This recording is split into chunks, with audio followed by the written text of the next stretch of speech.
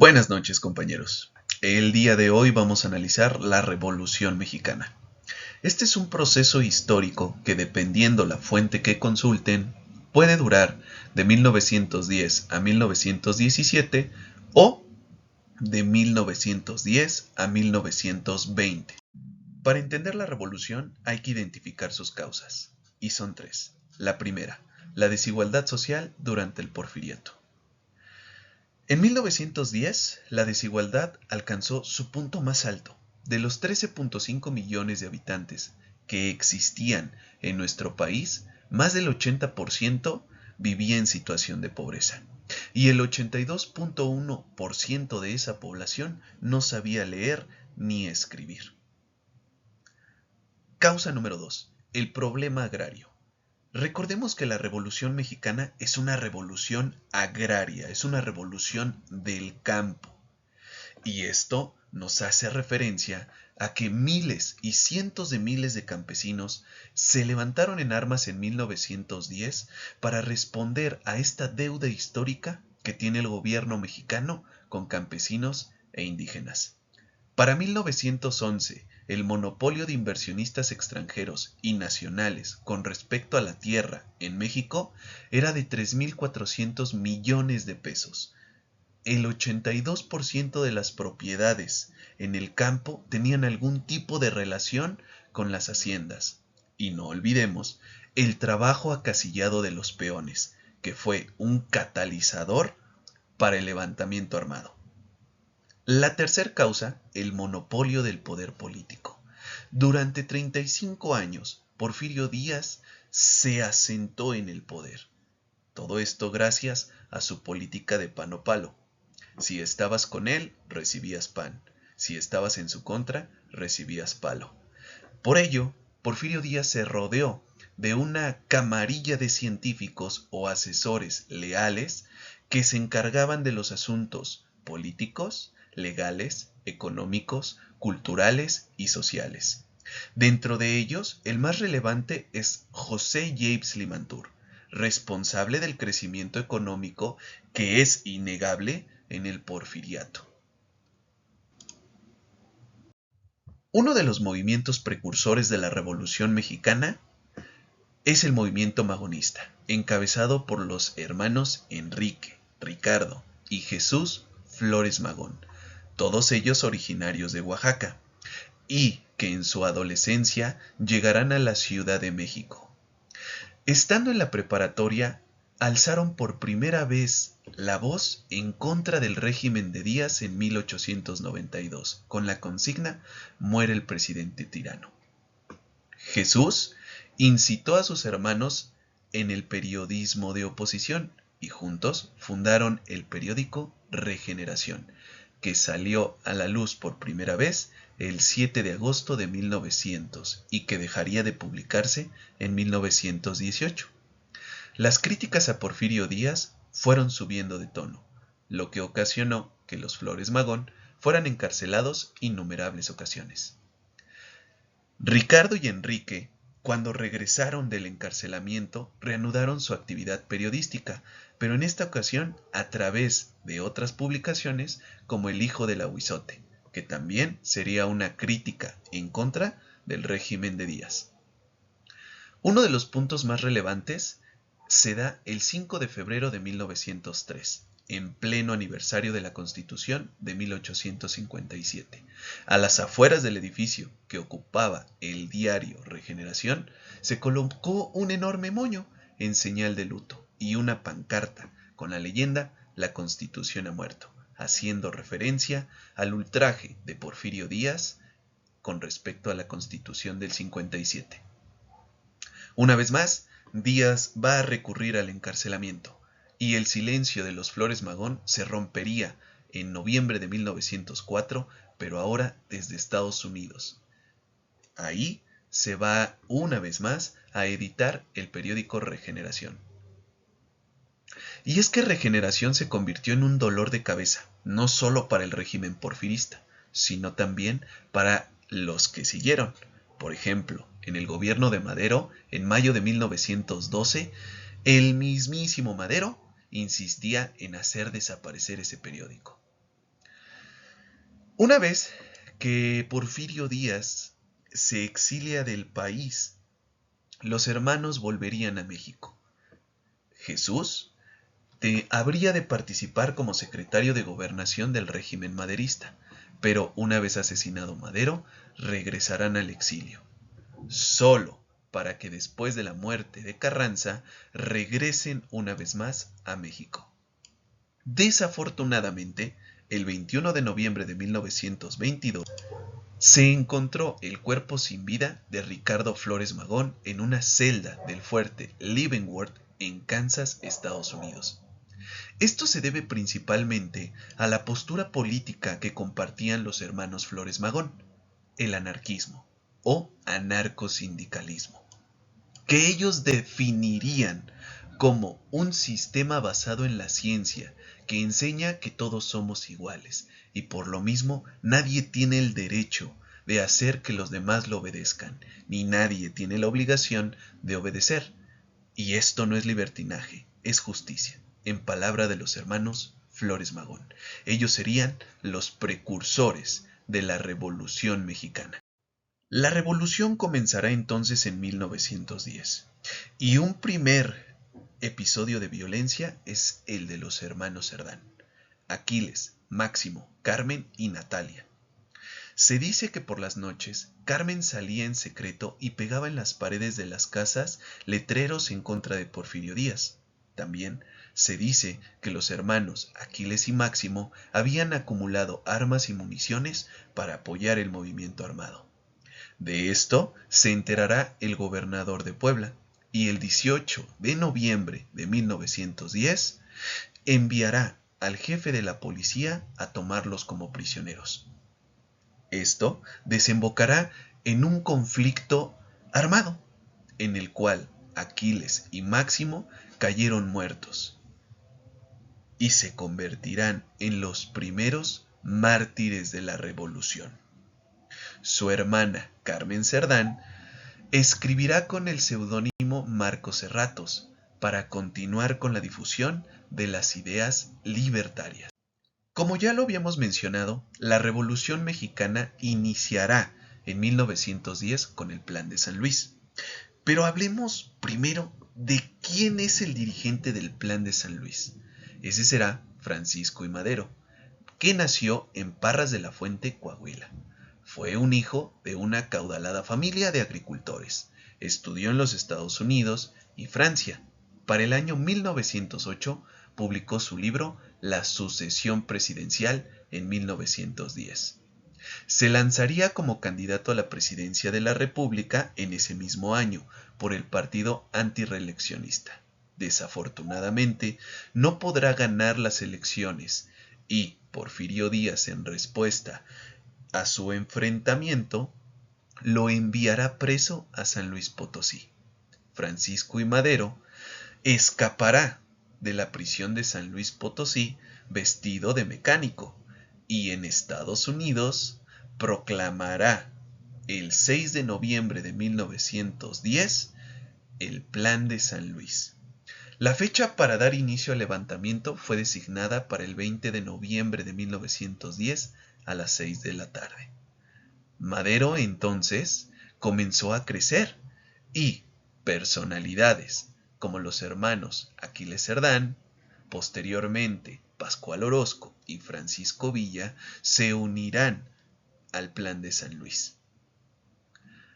Después de un año de combates, en octubre de 1911 se celebran por primera vez en un clima de paz y de democracia elecciones. Madero saldrá electo presidente el 6 de noviembre de 1911 con el 98% de los votos. Pero la presidencia de Madero va a ser una gran desilusión para los jefes revolucionarios que lo habían acompañado en este primer momento. Porfirio Díaz se exiliará a Francia y ahí encontrará la muerte.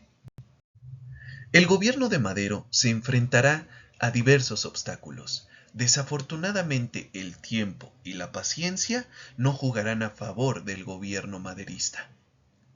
Y el jefe revolucionario Emiliano Zapata Salazar, proclamará el Plan de Ayala. Pero antes de hablar del Plan de Ayala, comentemos un poco acerca de la vida de este personaje, mejor conocido como el caudillo del sur. Fue uno de los símbolos más importantes de la resistencia campesina en México. Estuvo al mando del Ejército Libertador del Sur. Sus principales ideales giraron alrededor de la justicia social, la libertad, la igualdad, la democracia, el respeto a las comunidades indígenas, campesinas y obreras. A la edad de 30 años, se convertiría en un dirigente agrario de Morelos. Desafortunadamente, el 10 de abril de 1919, Zapata fue engañado por Jesús Guajardo, haciéndolo creer que estaba descontento con Carranza y que quería unirse a él, ofrecerle armamento y municiones para continuar con su lucha. Así, en la hacienda de la Chinameca Morelos, al cruzar el dintel, tiradores federales escondidos en las azoteas abrieron fuego en contra de Zapata y su escolta de 100 hombres. Así terminaría la vida de aquel que se conoce como el líder de los campesinos de Morelos. Volvamos entonces al Plan de Ayala, escrito por Emiliano Zapata y Otilio Montaño, y firmado el 25 de noviembre de 1911. El Plan de Ayala fue proclamado en Ayala, Morelos, el 28 de noviembre de ese mismo año. En sí, es el manifiesto de la rebelión zapatista en contra de Madero. ¿Qué proponía? La restitución de tierras usurpadas a los pueblos durante el Porfiriato y el reparto agrario de parte de las tierras de los grandes hacendados, previa indemnización. También desconocía al jefe de la revolución, Francisco I. Madero, como presidente de la República. Se reconocía como jefe de la Revolución Libertadora al general Pascual Orozco, y que en caso de que éste no aceptara el título de jefe de la Revolución Libertadora, lo obtendría el general Emiliano Zapata. También hacía hincapié en que los hacendados, científicos o caciques que se opusieran directa o indirectamente al plan, se les fueran nacionalizados sus bienes, y las 2/3 partes que a ellos les correspondía se destinaran a la indemnización de guerra, pensiones de viudas y de huérfanos de víctimas que sucumbieran a la lucha por el presente plan. Madero, en respuesta al levantamiento de Zapata con su Plan de Ayala, enviará a Victoriano Huerta a combatirlo. Las malas noticias no paran para el gobierno maderista y se proclama el Plan de la Empacadora, o también conocido como Plan de Chihuahua. Pero esto tiene un contexto bastante específico. Este plan fue iniciado por el general Pascual Orozco, que meses antes había querido ser secretario de guerra y luego gobernador de Chihuahua, pero ambos cargos fueron negados por la administración maderista. Así, Orozco reuniría a sus generales y el 25 de marzo de 1912 lanzaría el Plan de la Empacadora. En este plan se proponía un amplio programa de reformas laborales y agrarias, dentro de las cuales estaba la nacionalización de ferrocarriles y la destitución de Madero, causa principal de este plan. También se proponía que los grandes propietarios de tierras en el norte pagaran impuestos específicos. Desafortunadamente, para Pascual Orozco, el movimiento es arrasado por las tropas de Francisco Villa y Victoriano Huerta. Esto hará huir a Orozco a los Estados Unidos. Después de un tiempo, Pascual Orozco planeaba cruzar la frontera para regresar a México en 1915, pero desafortunadamente para él será abatido por los Rangers de Texas el 30 de agosto de 1915. Al igual que gran parte de los jefes revolucionarios, terminará muerto. Llegamos entonces al punto álgido de la administración maderista, la decena trágica. Durante este hecho, el general Victoriano Huerta, con ayuda del embajador estadounidense Henry Lane Wilson, fue nombrado comandante militar de la Plaza de la Ciudad de México.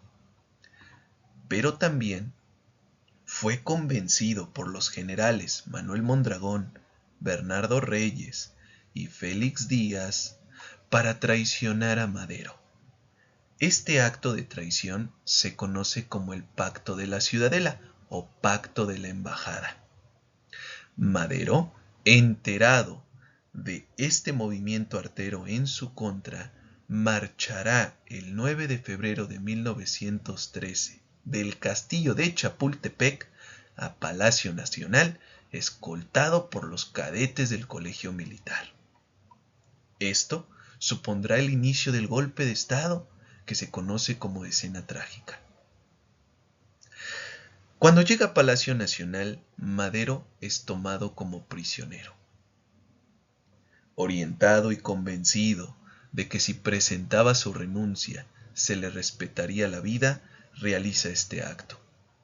Aureliano Blanquet dio órdenes para que la noche del 22 al 23 de febrero de 1913, Francisco Cárdenas y Rafael Pimienta trasladaran a Madero y a Pino Suárez a la penitenciaría de Lecumberri, quienes durante el trayecto fueron obligados a bajar de los vehículos en los que eran conducidos, ya que Cecilio Ocón, un partidario de Félix Díaz, con un grupo de gendarmes, aparentó un ataque a los automóviles donde viajaban los prisioneros, siendo asesinados arteramente por las fuerzas rurales.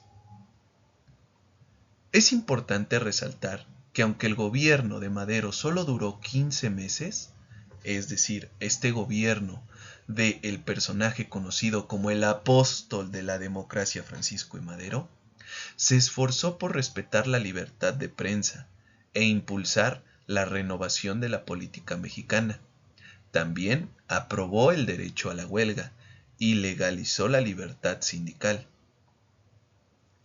Desafortunadamente para él, confía en la peor persona del mundo, Victoriano Huerta.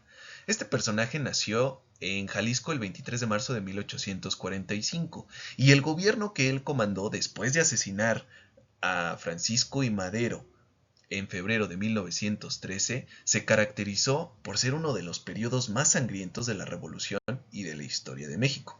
De hecho, una vez establecido el gobierno de Victoriano Huerta en la presidencia, Venustiano Carranza proclamará el Plan de Guadalupe. Pero antes de empezar con el Plan de Guadalupe, hablemos de quién es Venustiano Carranza. Bueno, él nació en la villa de Cuatro Ciénagas, actual estado de Coahuila, el 29 de diciembre de 1859. Y en 1874 se iría a la capital para matricularse en la Escuela Nacional Preparatoria. En 1910 se encontraba exiliado en San Antonio, Texas, y se uniría al movimiento antirreeleccionista impulsado por Madero. Durante la Decena Trágica, que fue lo que nosotros hablamos en la diapositiva anterior, Carranza ofreció refuerzos militares a Madero y la posibilidad de que Madero trasladara el gobierno federal a Saltillo, desafortunadamente muy tarde. El 21 de mayo terminaría la vida de Venustiano Carranza, asesinado en Tlaxcalantongo, Puebla, por su pupilo Álvaro Obregón. Pero bueno, regresando al Plan de Guadalupe, fue proclamado en la Hacienda de Guadalupe, Coahuila, el 26 de marzo de 1913. En él, Venustiano Carranza desconocía a Victoriano Huerta como presidente de la República. También proclamaba la necesidad de restablecer la legalidad en la República Mexicana. Estableció las bases para la creación de una nueva estructura nacional, es decir, una nueva constitución que se va a concretar hasta 1913. Mientras todo esto está pasando, sonorenses y coahuilenses se alían en el Plan de Guadalupe y toman Jalisco. Chihuahua se levanta con Villa por el asesinato de Abraham González durante el periodo de Huerta. ¿Vale? Ahora, este movimiento de Villa, de Carranza, es caracterizado por su orden y disciplina. También el 30 de mayo de 1913, Zapata proclama su Plan de Ayala 2.0, pero en esta ocasión en contra de Victoriano Huerta. Para entender un poquito el contexto, hablemos de cómo fue la presidencia de Victoriano Huerta. Para empezar, comete un error garrafal, porque se decanta por los intereses británicos en lugar de los norteamericanos con respecto a las concesiones petroleras. Esto hace que el presidente norteamericano Woodrow Wilson opte por retirar el apoyo a Victoriano Huerta y decantarse abiertamente por los revolucionarios constitucionalistas, principalmente Carranza y Villa. Volvamos entonces al Plan de Guadalupe.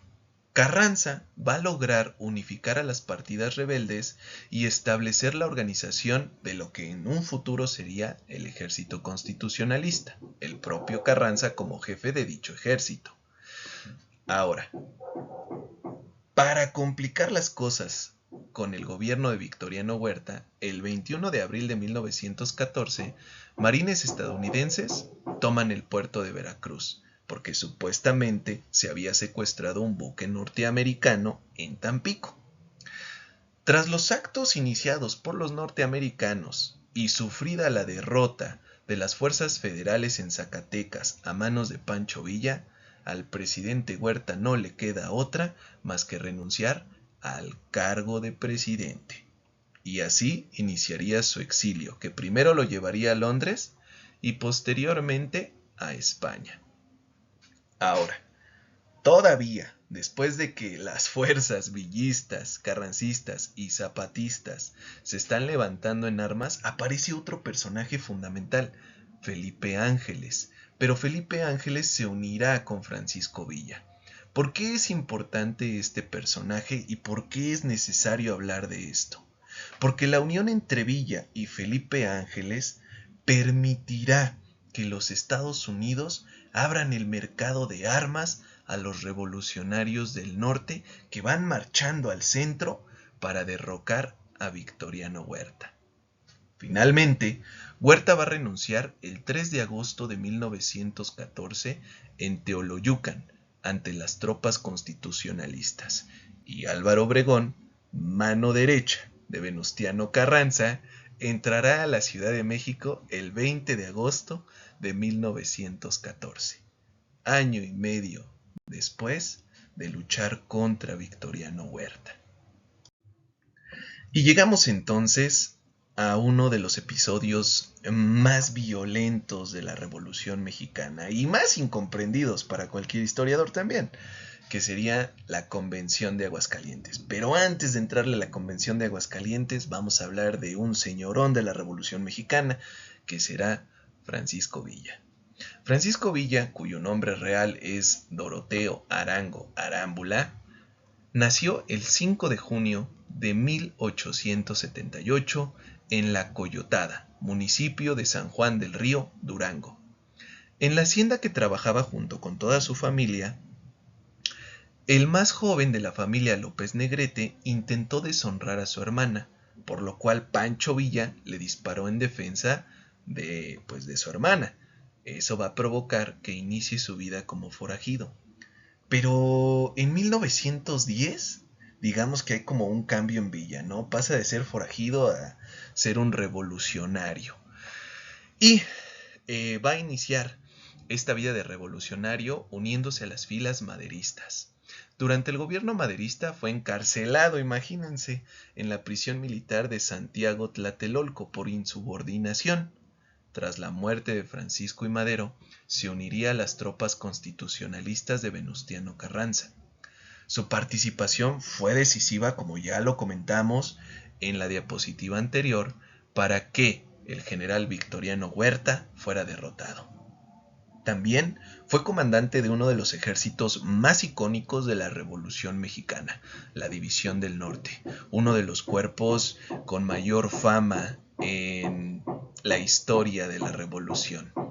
Posterior al asesinato de Venustiano Carranza, recuerden que lo asesinan en 1920, pacta un trato, una amnistía con el presidente interino Adolfo de la Huerta para que cesara sus actividades revolucionarias y pues lo dejaran vivir en paz, ¿no? En la hacienda del Canutillo, en Parral, Chihuahua.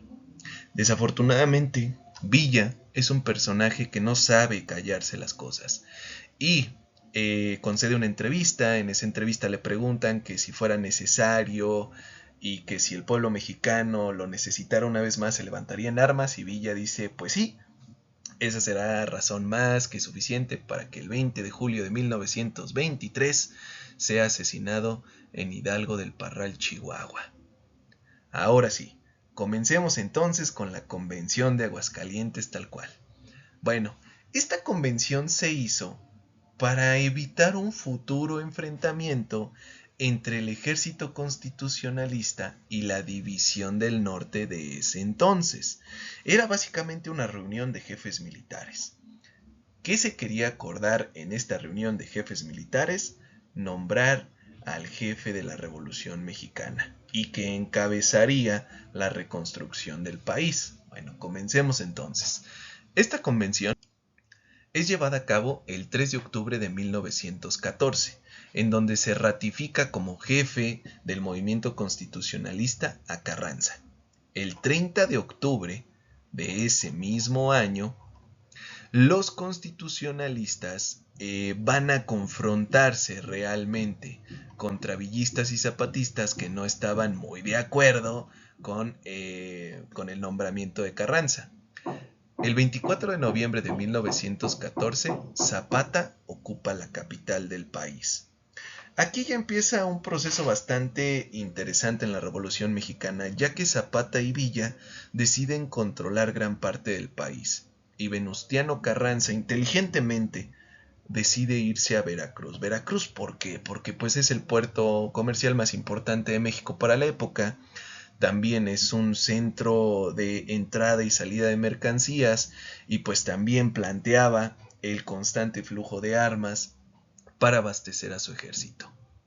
Bueno, en enero de 1915, Carranza, como parte de este acto de popularidad con las personas para ganarse adeptos a su movimiento, plantea el reparto de tierras y de mejoras laborales, también el divorcio civil. El régimen constitucionalista siempre abogó por las garantías laborales. Y aquí viene una parte súper interesante para la historia. Con ello se forman los batallones rojos. Estos batallones rojos son el génesis del comunismo en México. ¿Vale? Bueno, regresando al discurso. Entonces, como respuesta de villistas y zapatistas es nombrado Eulalio Gutiérrez presidente convencionalista. ¿Vale? Ahora, entiendan que para este momento ya hay dos bandos. El bando de los convencionalistas, villistas y zapatistas, y el bando de los constitucionalistas, que serían carrancistas y obregonistas. ¿Vale? El 28 de enero de 1915, Obregón ocupa la Ciudad de México una vez más, y días más tarde sale a enfrentarse con Villa en las batallas de Celaya, triunfo que ganará Obregón y que significará la desarticulación total de la división del norte. Obregón es el genio militar de la Revolución Mexicana. Hay que entender que él comprende las tácticas que emplea Villa y Felipe Ángeles y logra sobreponerse a ello. También hay que recordar que lo conocen como el Manco de Celaya, porque pues pierde un bracito en una batalla de Celaya. Bueno, a finales de 1915, Calles vence a Villa de manera definitiva en Agua Prieta. Villa dejará de ser este personaje del ejército de la División del Norte, ¿no? Y se convertirá en una guerra de guerrillas. Pero Villa es un personaje sumamente inteligente. Para desestabilizar al gobierno de Venustiano Carranza y provocar que Estados Unidos invadiera México, el 9 de marzo de 1916, los jinetes de Villa atacaron el pueblo de Columbus en Estados Unidos. ¿Vale? Y esto hará que los estadounidenses el 15 de marzo de 1916 inicien la campaña punitiva en contra de Villa, en donde lo buscaron hasta por debajo de las piedras y pues no lo encontraron, ¿no? El 5 de febrero de 1917 los gringos se retiran después de no haber podido encontrar a Francisco Villa. dejando a Villa entonces como la principal amenaza del régimen de Carranza. Finalmente, derrotado Villa en el norte y aislado Zapata en el estado de Morelos, el 9 de septiembre de 1916, Carranza convoca un Congreso Constituyente. Y en ese Congreso, celebrado en la ciudad de Querétaro, se preparan para la elaboración de una nueva constitución que rige actualmente a México. Carranza entonces propicia la redacción de una nueva constitución, ¿vale? Que se promulgará hasta el 5 de febrero de 1917. Y esa misma constitución va a permitir que se celebren nuevas elecciones para marzo de 1917, en las cuales Carranza saldrá como futuro presidente de la nación. Ahora, ¿por qué es importante esta constitución? Porque para muchos historiadores significa responder realmente a las demandas de los diferentes grupos revolucionarios. Lo vamos a poner con 3 artículos nada más que son fundamentales.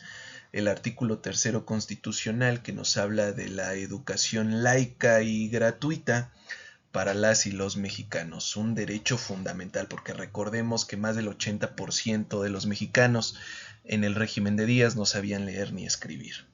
Después vamos a tener el artículo 27 constitucional tocante a lo de las tierras. Aquí es donde se propone una estrategia para el futuro repartimiento de tierras que se llevará con los gobiernos por revolucionarios. Y el artículo 123. Este artículo 123 que responde a las demandas laborales, una jornada establecida, un salario mínimo, prestaciones que son necesarias, pues, para cualquier trabajador. También se reconocen las libertades de culto, expresión y asociación, que son determinantes para el México actual. ¿Vale? Se refrenda la división de poderes entre ejecutivo, legislativo y judicial. Y también se va a ratificar la Cámara de Diputados y la Cámara de Senadores. También se define que las elecciones o el tipo de elecciones serán directas y anónimas. Eso quiere decir que responde a la demanda de Madero de democratizar al país. Firmada esta constitución, Carranza se convierte en presidente de México, pero de un México deshecho en todos los niveles. Los caudillos militares se habían convertido en un principal obstáculo para la nación. El bandolerismo era una constante en el ámbito rural, ya que esos soldados que habían pertenecido a las tropas zapatistas o villistas, pues de alguna u otra manera debían de sobrevivir, entonces se convirtieron al bandolerismo. Un punto que seguramente para la posteridad Carranza jamás pensó que sería un eje angular de su gobierno sería la privatización de tierras y el regreso de las grandes haciendas, a pesar de que en el papel, es decir, en la Constitución del 17, reconocía el reparto agrario. Carranza sabía que repartir las tierras a los campesinos significaba un retraso, un atraso para el desarrollo del país, urgentísimo para la época. También va a reprimir huelgas obreras, también va a reprimir movimientos de docentes y ferrocarrileros, fijó a las empresas petroleras el 10% de su producción e intentó confrontar la doctrina Monroe con los norteamericanos. Mientras todo esto pasa, no sé si recuerdan a Félix Díaz, exactamente, el de la decena trágica, sobrino de Porfirio Díaz, se convirtió en revolucionario de la región de Oaxaca. No solo eso, tenía que combatir a Félix Díaz y también estaba combatiendo a los zapatistas en el estado de Morelos. Y como si fuera una tras otra de mala suerte, en 1918 llega la influenza española o la gripe española o vómito negro como se conoció aquí en México, que dejaba más o menos unos 30 muertos por día. Fue catastrófico. Bueno, mientras todo esto pasa, Carranza tiene que buscar la estrategia para poder pacificar al país. Así que convence a Jesús Guajardo de tenderle una trampa a Zapata el 10 de abril de 1919 y lo asesina en la hacienda de la Chinameca por 50,000 pesos. Con eso le puso fin al movimiento zapatista. También, el 26 de noviembre de 1919, Felipe Ángeles es capturado y fusilado. Así que Villa, en respuesta de haber perdido a uno de sus grandes lugartenientes, agudizó la violencia en contra de las tropas de Carranza. Así es como evoluciona el gobierno de Carranza. Pero quiero abrir un paréntesis, específicamente para la redacción de la Constitución de 1917. En ocasiones la historia, por el número de personajes y por la importancia de los mismos, se llega a relegar a personajes históricos que son fundamentales. Dentro de ellos, Francisco J. Mujica Velázquez. Este personaje es súper importante para la historia de México, ya que se dedicó al periodismo. No solo eso, se inició en la política en contra del régimen de Porfirio. En 1911 participa con Pascual Orozco en la toma de Ciudad de Juárez, y a la muerte de Madero figuró en el constitucionalismo, y tomó parte en el primer reparto agrario llevado a cabo en México en 1913. Aquí viene lo determinante. Fue uno de los firmantes del Plan de Guadalupe y participa en la redacción de la Constitución de 1917. Este personaje es un actor intelectual de la Constitución de 1917. Tanto así que años después, en el gobierno de Tata Cárdenas, será una fuerte influencia para la expropiación petrolera, un general revolucionario que desafortunadamente la historia ha olvidado un poco. Y vamos avanzando. La Revolución Mexicana, su fase más violenta, la fase armada, está terminando. Se acercan las elecciones de 1920 y en el escenario político aparecerá un personaje fundamental, Álvaro Obregón. Este señor nació en Sonora el 19 de febrero de 1880. Fue profesor de primaria y agricultor. En 1911 es electo presidente municipal de Guatapambo. Durante la Revolución Constitucionalista fue el jefe del Ejército del Noreste, o sea, aliado de Carranza. Para 1914, Obregón firmaría los tratados de Teoloyucan, recuerden, en donde Victoriano Huerta renuncia al cargo de jefe del Ejecutivo, o sea, presidente de México. También fue el primer jefe revolucionario en ocupar la Ciudad de México después de la renuncia de Victoriano Huerta. En 1915, recordemos, derrota a Francisco Villa en las batallas del Bajío, evento que le provoca perder un bracito y por eso se le conoce como el Manco de Celaya.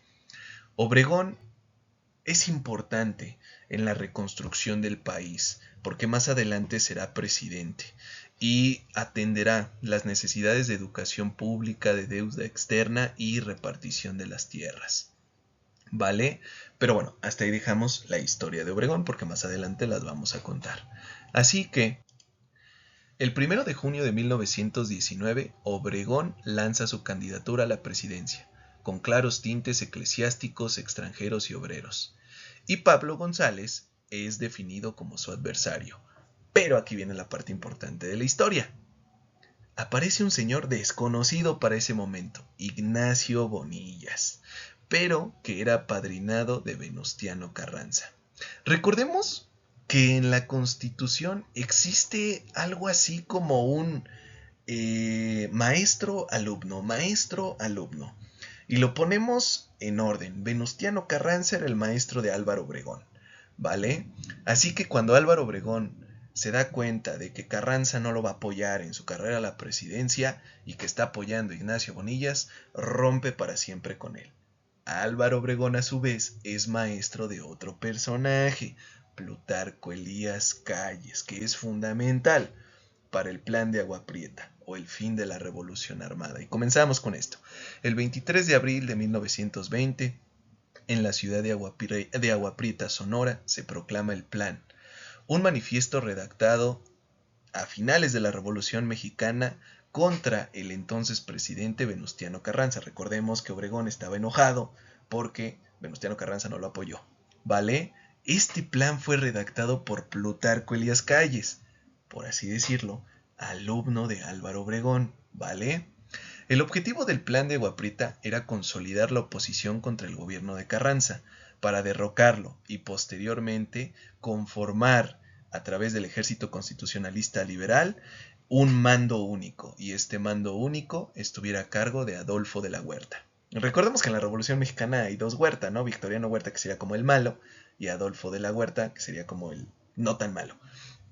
Conforme a lo establecido en el documento, Adolfo de la Huerta, una vez que renuncia a Venustiano Carranza y que es asesinado en Tlaxcalantongo, Puebla, ocupará la presidencia interna del país hasta diciembre de 1920. En las elecciones celebradas el 5 de septiembre resultaría triunfante el señor Álvaro Obregón, ¿vale? Entonces, nosotros podemos establecer que el ganón de la Revolución Mexicana sería Álvaro Obregón. ¿Qué creen? Pues no, porque Álvaro Obregón, a pesar de que logra destronar de alguna u otra manera a Venustiano Carranza con el plan de Agua Prieta, pues dicen por ahí karma, ¿no? Álvaro Obregón tratará de cometer el error que Porfirio Díaz intentó hacer años antes, reelegirse. ¿Sí? Álvaro Obregón intenta reelegirse una segunda vez en julio de 1928 y es asesinado durante un banquete en la Ciudad de México en un restaurante español por José de León Toral, ¿vale? Al que acusaban de ser un personaje cristero, que más adelante veremos la Revolución Cristera, ¿vale? Y llegamos entonces a las consecuencias de la Revolución Mexicana. La primera de ellas es casi 1 millón de muertos deja la Revolución Mexicana. No quiere decir que todos ellos hayan fallecido en el campo de batalla. Muchos de ellos fallecieron por hambre, por enfermedades como la gripe española. También la quiebra total del sistema bancario. ¿Vale? Cada jefe revolucionario tenía la costumbre de producir su propio dinero y esto va a provocar que al no existir una moneda única en México, pues esta pierda su valor de manera total. También el desmantelamiento del sistema ferroviario, el sueño de Porfirio Díaz de 20,000 kilómetros de vías férreas, un país netamente comunicado, pues casi llega a su fin en la Revolución Mexicana. Minas y haciendas quedaron desoladas, no solo porque se perdieron, por no decir se robaron, la maquinaria y herramientas con las cuales se producía en estas actividades económicas, sino también porque gran parte de esa fuerza productiva fueron soldados de la Revolución, que ya sea que fueran muertos o heridos. Por último, las ciudades y comunidades quedaron destruidas, en algunos casos hasta los cimientos. La Revolución Mexicana es una revolución radical, es una revolución violenta, terrorífica, ¿vale? Que sacará básicamente lo peor de cada jefe revolucionario. Pero bueno, antes de terminar este video, vamos a hacer un breve resumen, ¿vale? Recordemos, la Revolución Mexicana, para nuestro caso, inicia en 1910 y termina en 1920, ¿vale? En orden cronológico, encontramos primero el movimiento magonista, encabezado por los hermanos Enrique, Ricardo y Jesús Flores Magón. Posteriormente, tenemos el levantamiento de los hermanos Cerdán en la ciudad de Puebla. Después, tendremos el alzamiento como tal de la Revolución Mexicana con el Plan de San Luis, que tendrá como fecha específica el 20 de noviembre de 1910. Después tenemos el Plan de Ayala, el levantamiento de los campesinos de Morelos, auspiciado por Emiliano Zapata en 1911. Posterior a esto, tenemos el Plan de la Empacadora en 1912, dirigido por Pascual Orozco, en el cual pues quería nacionalizar los ferrocarriles y ponerle un impuesto a los grandes territorios y latifundistas del norte de nuestro país. Posterior a esto tenemos la Decena Trágica, que va del 9 al 19 de febrero de 1913, en el cual Madero pierde la vida y Victoriano Huerta será nombrado presidente. A reacción de esto se proclama el siguiente plan, el Plan de Guadalupe, en 1913, dirigido por Venustiano Carranza, y a los cuales se va a adherir Zapata, Villa, para derrocar a Victoriano Huerta. En 1914, después de derrocar a Victoriano Huerta, después de 1 año y medio de combates, se celebra la Convención de Aguascalientes, en la cual se quiere definir al jefe de la Revolución Mexicana. Aquí, Villa, Zapata y Carranza romperán relaciones, se formarán dos grandes bandos, convencionalistas dirigidos por Villa y Zapata, constitucionalistas dirigidos por Carranza y Álvaro Obregón. Después de esto, se firmará la Constitución de 1917. Obviamente, como gran ganador de este conflicto, el ejército constitucionalista. Para finalizar, en 1920 con el Plan de Agua Prieta, redactado por Plutarco Elías Calles, dirigido por Álvaro Obregón, en contra de Venustiano Carranza. Esta es la Revolución Mexicana. Hay muchos pasajes que podríamos explorar, desafortunadamente el tiempo no nos lo permite, mas sin embargo, esto les va a ayudar para su proyecto, específicamente a los grupos de tercero de secundaria, a los cuales les estoy dando clase. Tómenlo como sustento principal. Y pues bueno, le mando un saludo a mi mejor amigo Aarón, que siempre está pendiente de esto. Muchísimas gracias, fue un placer estar con ustedes, cuídense mucho, que les vaya muy bien.